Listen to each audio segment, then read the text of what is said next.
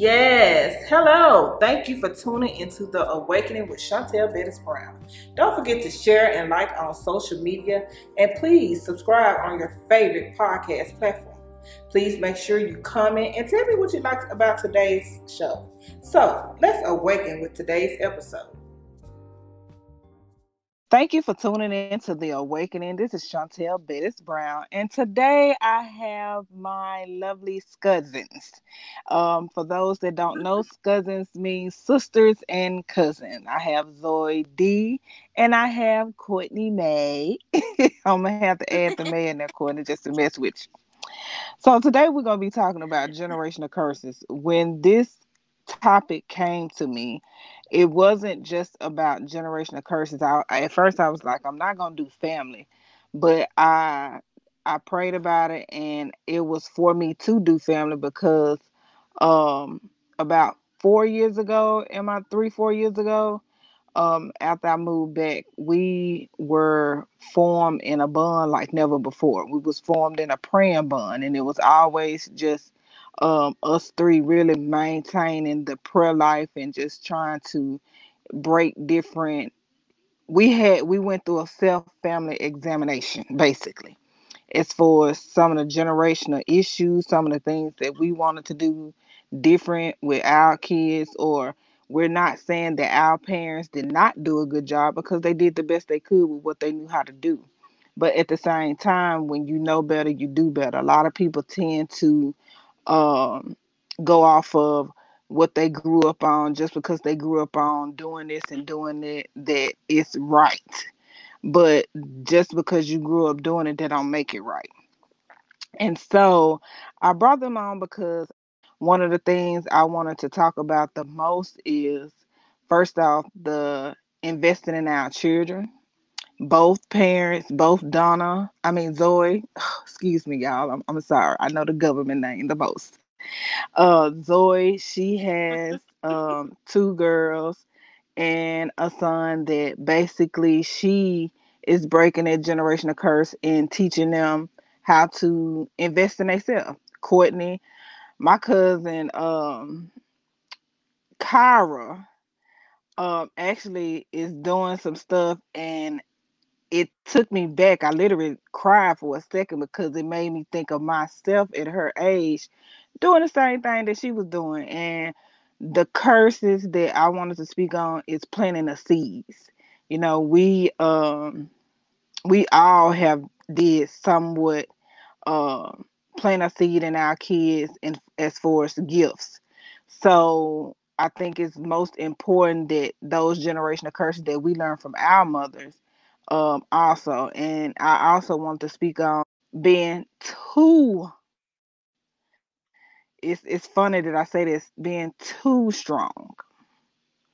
So it, we grew up in a family of women. You know, got men too, and they have been married for a long time, but majority rule, the women was the head punchos when it came to our family. So I think one of the curses that we all have, and I know I'm battling now in a marriage where sometimes I think I'm too strong. And it's a lot that can be said about that. So I'm just gonna hush for a second, and I'm gonna get a flow to my cousins to speak on just the generational curse of lacking, helping, investing in your kids. Zoe, oh God, I'm just gonna keep saying it. Zoe, I'm gonna let you go first. And Courtney, you could just piggyback. I just go after her, You either which, whatever way. um Zoe Donna is fine. It doesn't matter because I understand. You know the reasons behind Zoe, and you know Donna, so it's absolutely fine. So to the audience, just you know, it is what it is with that. But just as far as investing in your kids, one of the things that I can say that my mom did a lot of was she really, and my stepdad, they made me believe that the sky literally was the limit for me. And then as I got older and as I teach my children, I let them know that there literally are no limits. Like sky is limitless for them. And so I think that is definitely important when you are breaking generational curses of poverty and a poverty mindset, that you put them in situations where They basically can develop their minds and their spirits to believe in something that probably they've never seen before. And so, Mm-hmm. one of the things I love about my mom, and I remember, I mean, my mom, like, she's such a visionary. And I just Yes, recall many Lord. times seeing her get like light bulb moments, and she would just be, I remember one time we were driving home from Hollandale to Greenville, and she raised that finger up and she was just like, yeah, that's it. That's it. I'm gonna do it. Like that's what I'm gonna do. Like, and I'm looking at her like, okay, what are you talking about? But I could see, it's like I could literally see the visions, going her process. So, I think she's definitely, basically passed that down to me, even passed that down to, my kids. Like, my oldest is super, super creative. The fashion, the girl blows my mind because, like, I'm not a sewer. I want to learn how to sew. I want to make clothes and all that, like, but I'm good with design. But she's literally hand makes stuff, and she's taken purses and curtains and all types of stuff and made clothes out. And I'm just like, oh my God. And so I think that it's important, for the parent, as a parent, you got to understand that your children will be a reflection of the seed that you put in them, good or bad. So if Mm-hmm. you give your children a poverty mentality, if you talk about them like men, my kids and I, we talk about money. They see our bills. They know how, we take our taxes out, we take, other expenses out to go to a business. Allow them to basically be in our lives as we do this, because we want them to see, beyond going. We want them to see the other side of going and working for somebody else. I grew up in an entrepreneurship type of home. My mom, she was an entrepreneur. She still is. And mindset wise, she's still an entrepreneur. But that's what I grew up as. So, it just makes a difference. It definitely makes a difference what you put into your child, because they're either gonna follow. 9 times out of 10, they're gonna follow everything that you do. Have someone Right. else to lead them, that they respect and admire. They're 9 times out of 10 going to follow everything you do. So if your parents were impoverished or have had a poverty mentality, you have a poverty mentality. Your kids are gonna have a poverty mentality. Their kids gonna, Right. so it continues until somebody just gets tired and say, Somebody "Look, no, break it. like, I don't want this." Mm-hmm. So Yeah. that's Yep. That is true. that's That, my that take that on is that. that is so true. And I didn't realize, that's why when some people say, I have to tell a lot of people, you are your child's first role model. Regardless of what you do, you are your child's first role model. And so when it's something like that, you have to basically paint the picture for them. You got to. And some people like, well, they do as I say. No, they don't do as you say no more. We're not. We passed it right now in this day and age. They do as you do. So, Courtney, help us and shed some light on, oh, what y'all got going over there.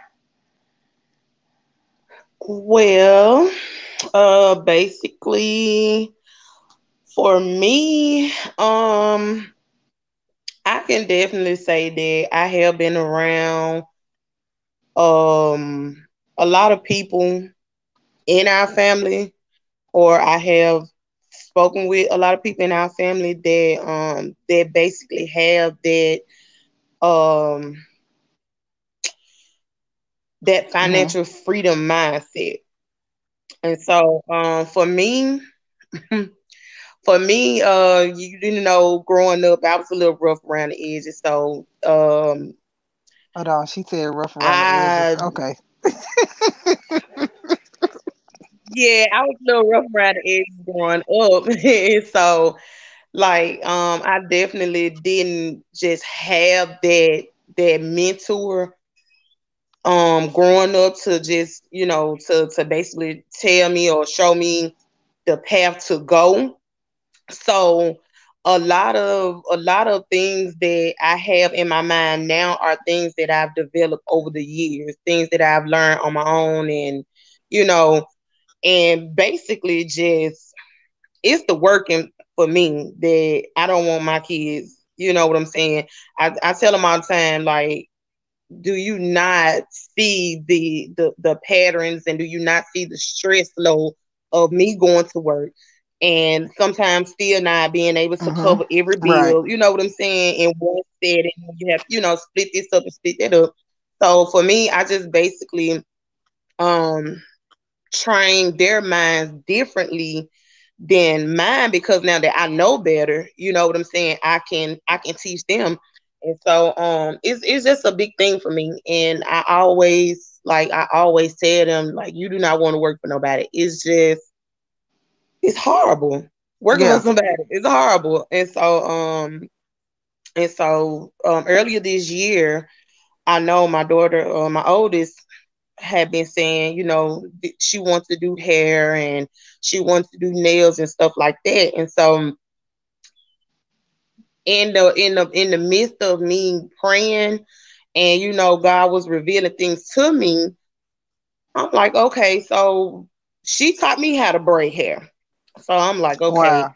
what can I, you know what I'm saying? What can I do to help them on getting their own established, where they won't have to actually, you know what I'm saying, have that stress of going to work or filling out applications, you know what I'm saying, to work for somebody else. Right. So basically, what I did for her 15th birthday, I was just like, you know what, I'm just gonna invest in her.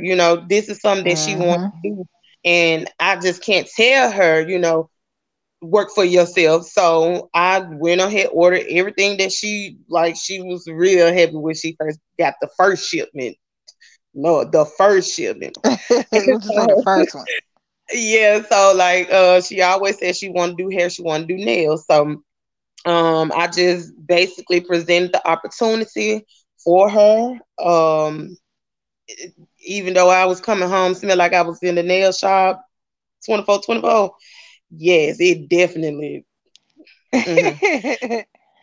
But I would rather come home to that, you know what I'm saying, versus them feeling like I just got to get out and I just have to work.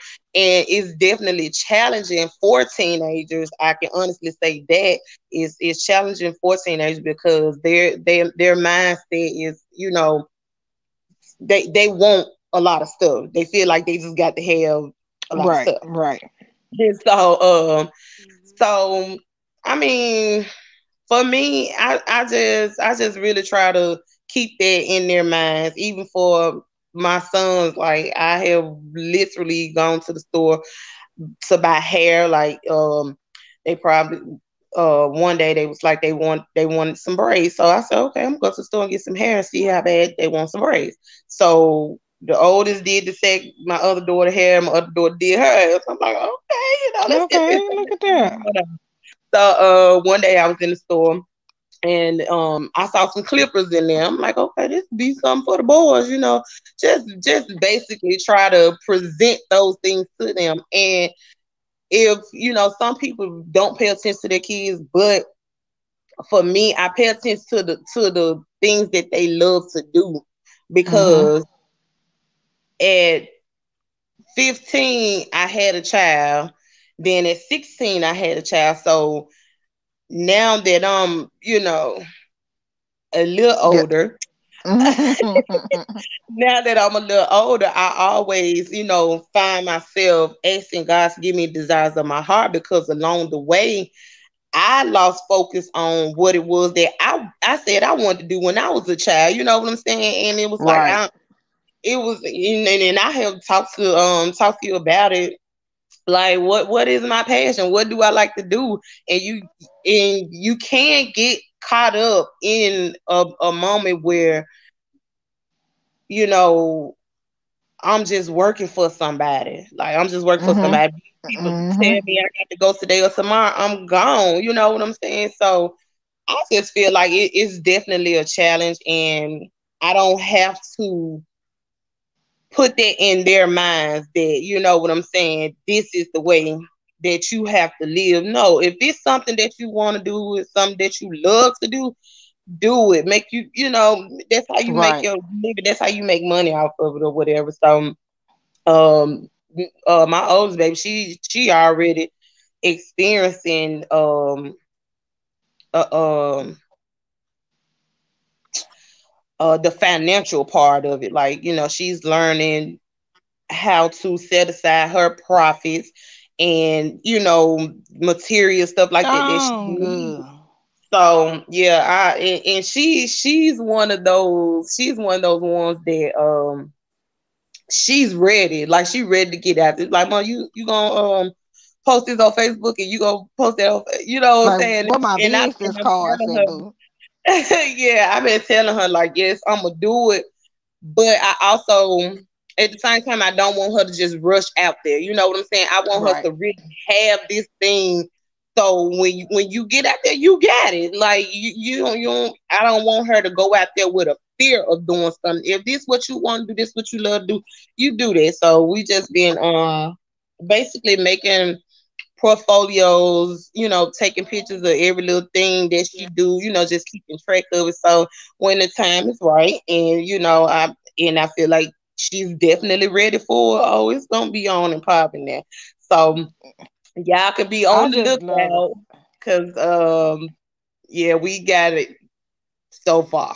So I I love the fact they doing it during the pandemic. If oh it's yeah, nothing definitely. else, a lot of kids been out of school. A lot of kids ain't been really doing nothing. A lot of kids just Mhm. been sitting around watching Yeah. TV, and they little cousin is one of them. But it really strikes me that how all the rest of the kids are moving along and Yeah. they're doing what they should do and supposed to do, because like Soraya, I feel like I've been holding her back in a sense, because y'all know Soraya like the music, Joshua like music or whatever, but then I'm like, oh Lord, I don't want to hear all that noise. Right. And then she come to me, she was like, Mama, she has been telling me this for the past 2 months. I want to be a scientist. I want to be a scientist. So it's like now I'm starting to find stuff what she done hid from me, that she done mixed up. Lord knows. Mhm. She done mixed up and put together because she's trying to do stuff on her own and she's sneaking and doing it, so she hiding. So I said what I was gonna do was I was just gonna find some stuff online, order her some stuff, and let her start doing it. But I'm trying to teach her the maturity of cleaning up behind herself first, that Right, you gotta, because you gotta straighten up behind yourself when you do stuff like that, especially scientists. I told her to call her Yeah. cousin, Yeah. her big cousin, her TT cousin, the teacher in that, Yeah. because the girl is fixated on being a science teacher, and it strikes me that she like to do stuff. So I said I was gonna get her what you call just everything that I had. And it's funny because I had all that stuff growing up. Now that I think about it, my mama did buy me that stuff, the little micro, the little micro thing that you look in.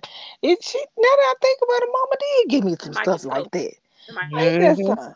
Yes, now that I think about it. Microscope.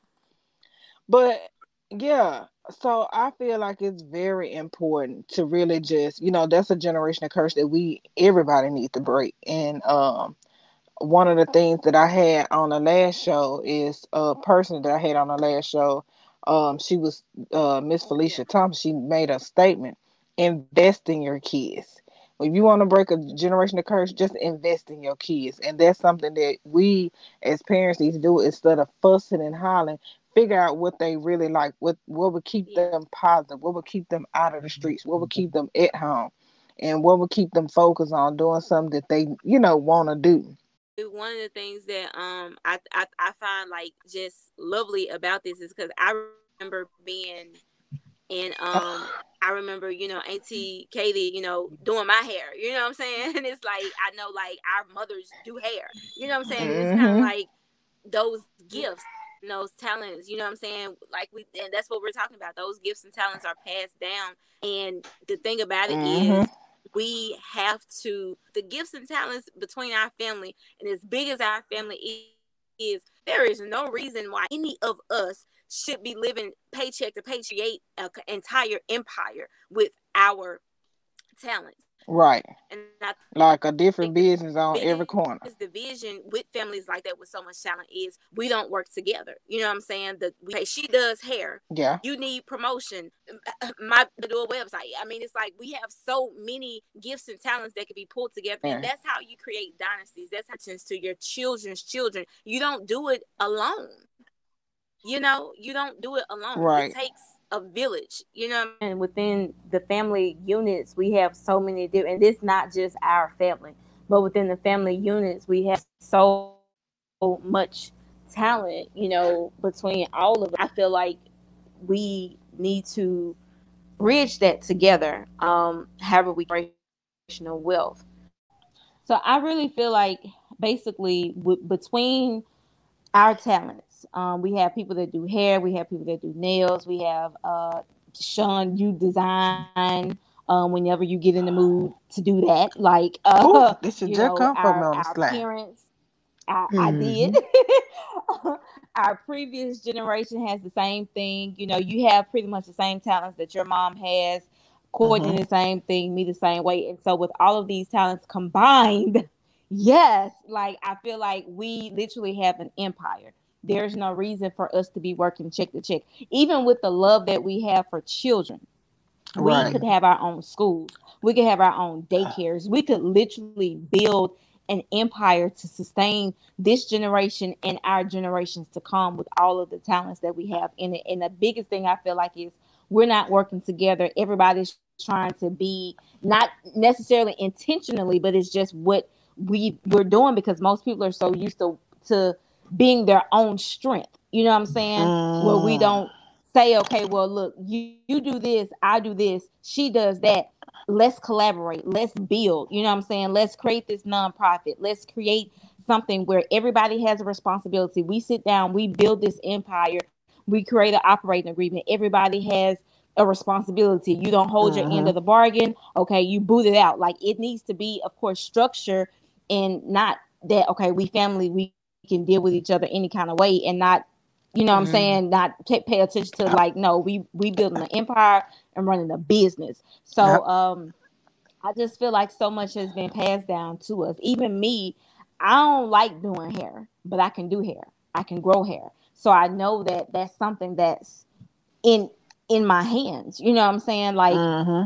it's just like we are limitless when it comes to the talent. We just need the structure, and the I don't know what else is missing, but I just think that this is the way that empires are built.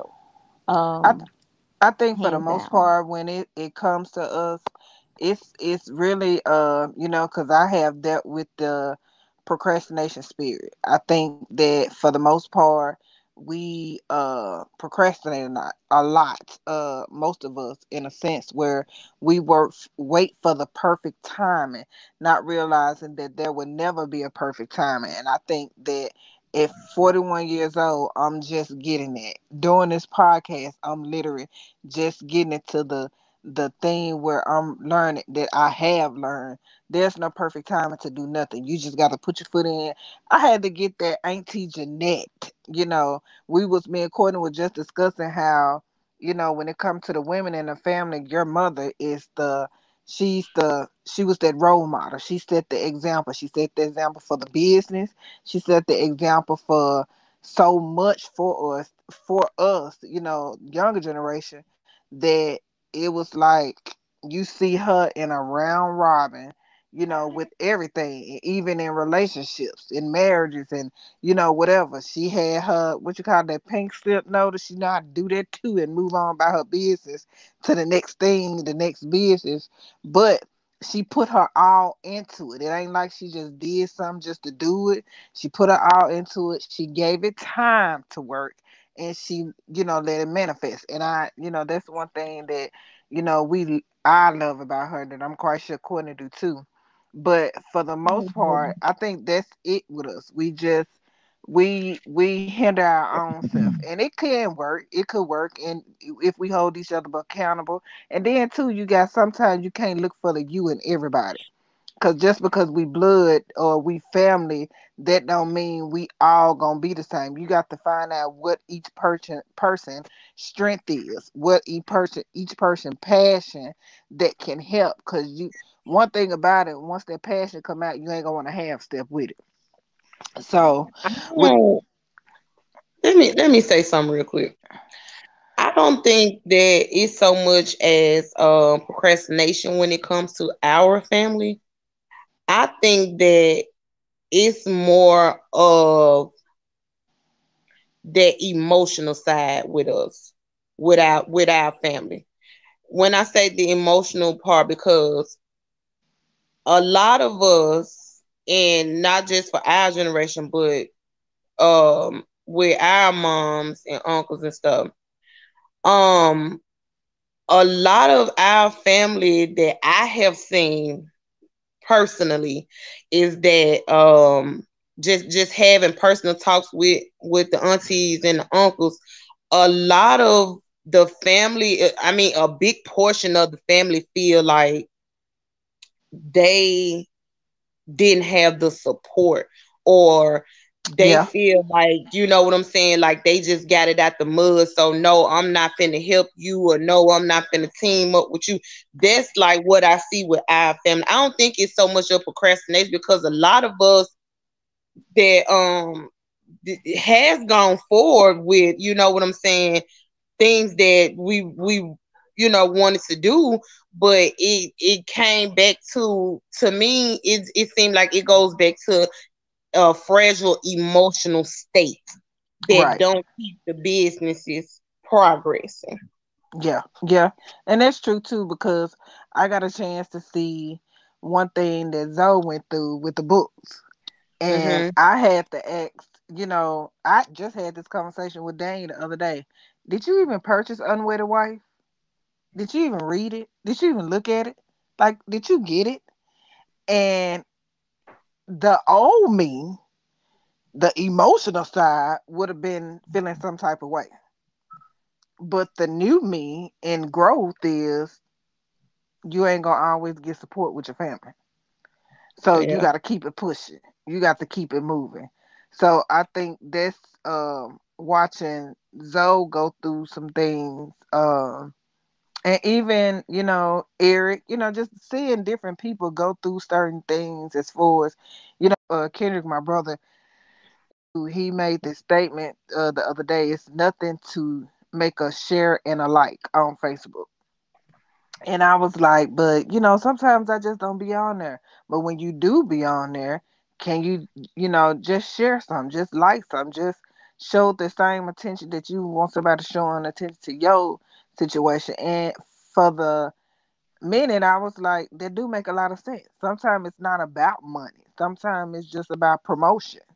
We got a big family. Everybody's in different states, in different part of the world that you can just hit the like button and the share button. Okay, that share, where it's reaching 20 to 30 people that may be interested on my page. You in a bigger city, you may have more people. That's another 100 on your page, and it's like, bam, there go the network. There you go. But we just Mm-hmm. got to get there. We really have to get there. And honestly, when it comes to, like the books and stuff like that, a That you lot of need to people don't write. like to read. That's just my thing. A lot of people don't like to read. See me, I can be somewhere at the doctor's office and see a book sitting there, and I'm gonna pick it up and read it. Or I could be, in a store somewhere and I see some, I'm gonna pick it up and read it. So a lot of people just don't like to read. But I think I read your book, Sean, and y'all minds go like, Donna just went deep on one yeah, of hers. She I've, just, I've had all of Donna's books, if I'm not mistaken.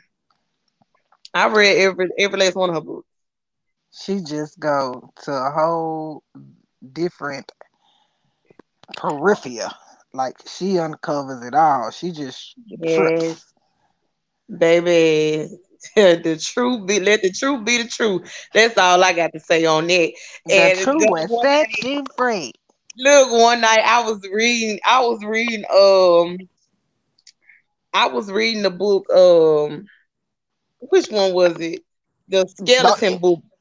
oh, cause I was just And like, I was sitting there, y'all. I was sitting there and I was like, I'm gonna read this much and I'm gonna go on here and get in the tub and go to sleep. Girl, I sat there I read that book in one night. Do you hear me? And it just be I be so like I be into Well, it for put me on the real. spot. I'm sorry, but mm-mm. that what I just wanted to say. A lot of people just don't like to read, but when you Yeah, read a lot of stuff, you know. yeah, yeah. Hmm. So what you had to say? I was just gonna say, for one, I appreciate it. I never want to overlook anyone that's invested in, the books. Never want to do that. So I definitely appreciate that. But for two, it does go back to, just even if you don't read, give it to somebody else. You know what I'm saying? Um, and you don't have to necessarily, like I said, purchase. But I was a bad person if I didn't like and share other people's stuff. You know what I'm saying? Because it's kind of like, at one point I would fill my timeline with everybody else stuff. But then I noticed, like, wasn't nobody really doing the same thing with my stuff unless they were included. So it's just like, okay, no hard feelings, whatever, woo to woo. But now, if I share it, I share it because I want to share it, not because I feel obligated to share it. Yeah. But I heard her say that if we drop the expectations, it'll go smooth. Cause I honestly like I feel that, I believe that. I mean, that's just what it is. We expect so much from Each the other. people, you know what I'm saying? Not even each other. It goes, beyond family. You have friends and peers and stuff that you just wholeheartedly feel like, they should definitely support you or they should definitely be there for you, you know what I'm saying, when you're doing it. But I mean, Mm-hmm. like, cause honestly, I don't have expectations from nobody, like currently in my life right now. Like, I don't expect people to do anything for me to, you know what I'm saying? And it's just something that I've developed over, you know what I'm saying, over time, because there was one thing that had me gone, you know what I'm saying? Like, well, You why expected the shouldn't you you. do this? You know what I'm saying? But now it's just like, okay, I don't expect people to do nothing. If somebody genuinely do something, or, I just know it's from the heart. So I don't even, girl, no. Girl, bye. Somebody expect the Yeah. same.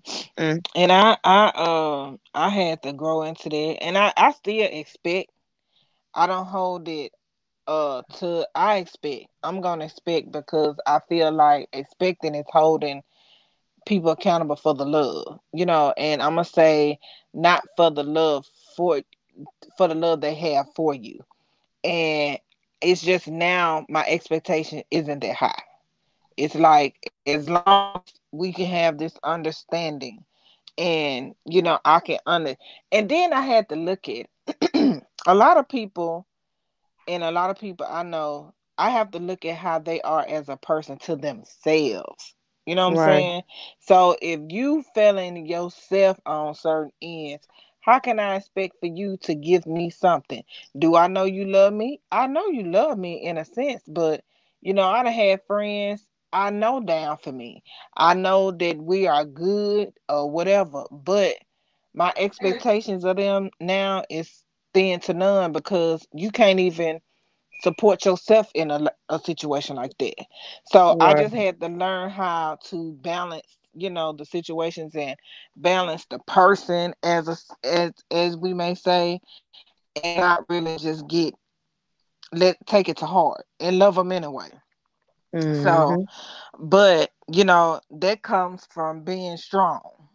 you know Mm-hmm. I had to think of it like, in our family too. Like I said in the beginning, I wanted us to speak on, being headstrong, because that's one of the things that we all know so deeply. I had to really get to the point where lately that just pray, Lord, I'm just too strong for my own good. And Mm. my strength is my worst enemy. Not in a sense is in my worst enemy as far as what I need to do, but my strength, not his strength, but my strength that I have for me, not what he had for me. And so I just came into terms of that, realizing that I'm too strong for my own good. I'm my own worst enemy a lot of the times. It's not nobody else's fault, and this is me. And so, Yeah. because I get to, it's like, I watched the women in our family. They knew how to make it happen. Some of the ways they knew how to make it happen, I don't want to do what they did, or I want in agreements with it. So it's like now I'm finding myself having to do it. I'm not gonna ask nobody. I'm not gonna do nothing. I'm just gonna do what Chantel needs to do. And so And I feel like that's look, that's bad.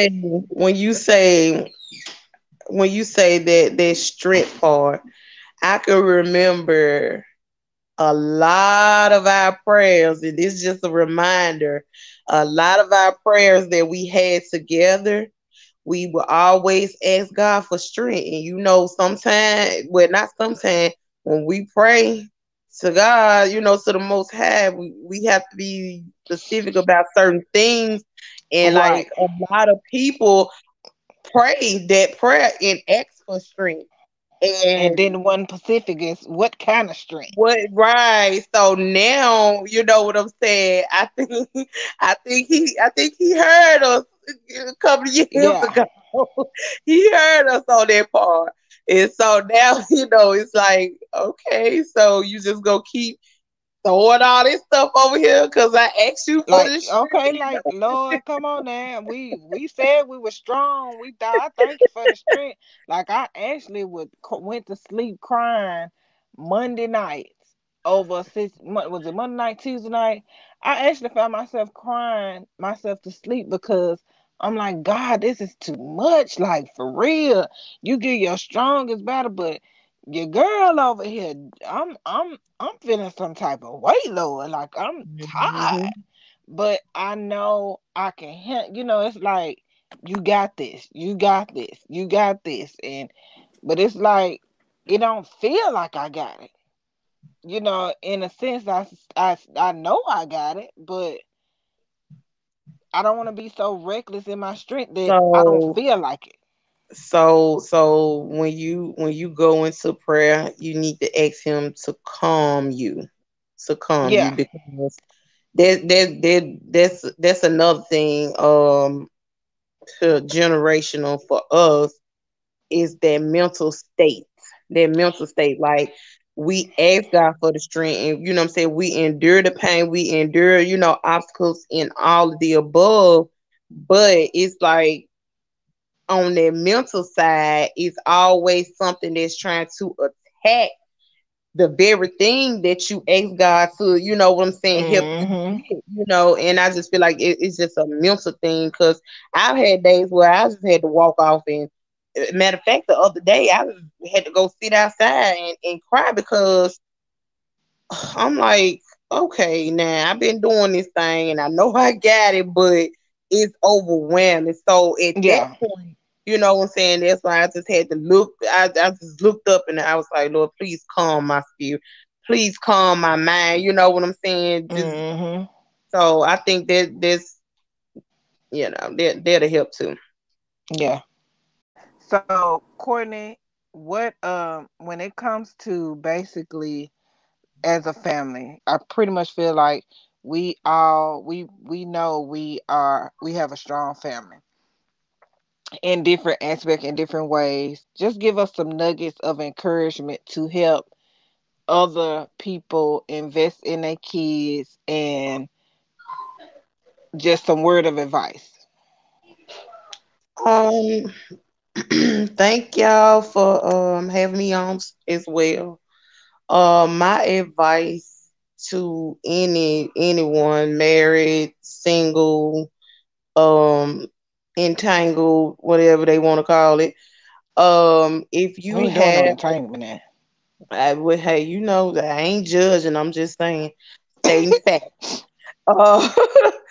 Uh, when it comes to your seed, even if you feel like you didn't have that motherly love or the motherly advice or the fatherly love and the fatherly advice, you as an individual, you you have seeds in this world. Take that opportunity to plant those seeds. And I'm not, I Hmm. do understand that, people, we have bills and we have things to tend to, but at the same time, we have to make a way for the future, because our seeds are the future. So even if your child likes to draw, and that's another thing we got in our family, these kids What you can say? draw. They Yes, can they draw. can. Yeah, Georgia Bit is Um, crucial. Yes. And, even if it's just something that's simple, just go get them a sketchbook and a pencil. You know what I'm saying? Just commit to something in your child's life that you see that potential and you see that they have a passion for. Just don't let their dreams and stuff slip away like it did for us. And Right. that would just be my advice to anybody, even if you're a young parent or however it is. Just and not saying live through your children, live through your seeds. I'm not saying that. Right. I'm saying educate them. You know what I'm saying? And And that's a good show one. them, promote them, invest in them. And so once they get older, they'll already have that mentality as to where, okay, my mama, or my dad or my grandparents, they showed me, I want to make my own money. I don't want to work for nobody else. I don't want to, live paycheck to paycheck. So, Hmm. once we get that instilled in them, it'll always be in them. Yeah. So I want to just thank y'all all for just being on the show tonight. I really appreciate it. I know we couldn't cover all the bases, and it's probably something that I'm thinking about having like a ladies' night cap out or whatever on my last segment or the season nine, on episode 9. I'm not for sure how I'm gonna end it, but it's gonna be some addressed issues. So it may be some questions that I need for y'all to come back and I just have a Q&A moment and have everybody come and just speak on something. So I love you guys so much. Thank y'all for being tuning, coming on and tuning in, and y'all have a blessed night. Thank you. See y'all later. Love Uh, you. love you too. Mwah.